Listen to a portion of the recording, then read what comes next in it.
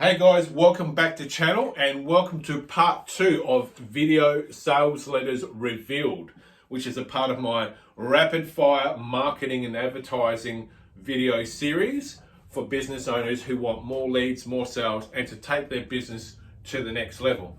So, part 2.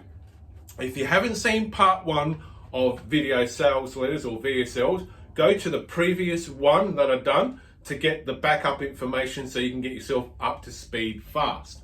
So, as I said in the previous video, I'm going to piss off a lot of people within the digital advertising and marketing space by revealing how far back VSLs were used, because there are a lot of so-called experts within digital advertising and marketing who are claiming, that VSLs are the latest and greatest technology to use in promoting you and what you do.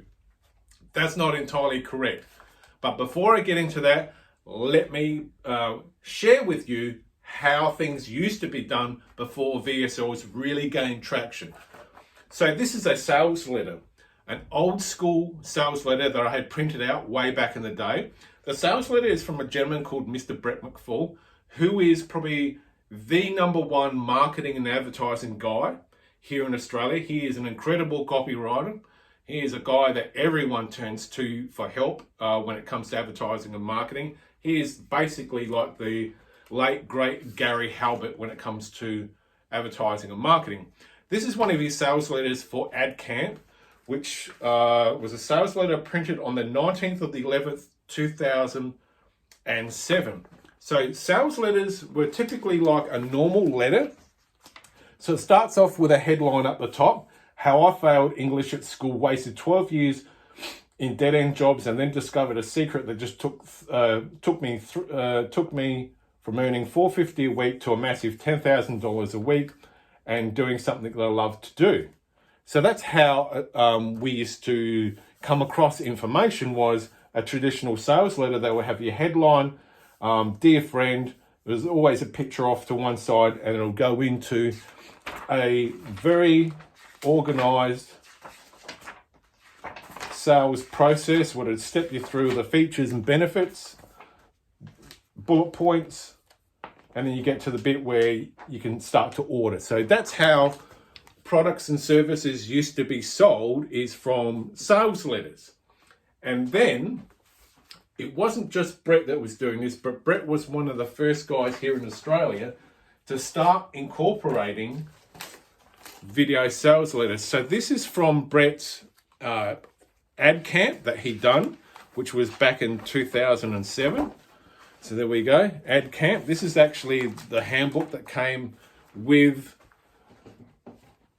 the DVDs. And one of the things, and this was Brett printed this out 7th of August 2007.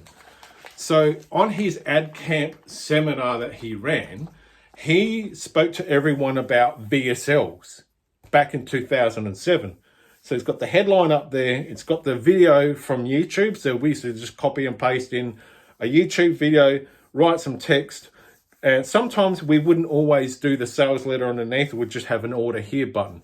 So that was, I'm going to try and get that in, 2007. As far back as I can go in all of my archives and everything that I kept from doing my apprenticeship in advertising and marketing, internet marketing. So 2007 was when we, the first generation of internet marketers, first started testing and measuring the effectiveness of video sales letters.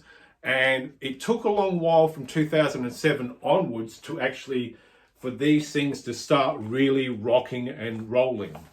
So in the next, that's the end of part 2. I want to keep these videos to under 5 minutes. Go to the next video, part 3, and I'm going to dive down a bit deeper in how these things got going, how they got started, how we used to put them together, and some examples I've got on the whiteboard here of how you can apply that in today's market. My name is Rob. Thank you for watching. I am out.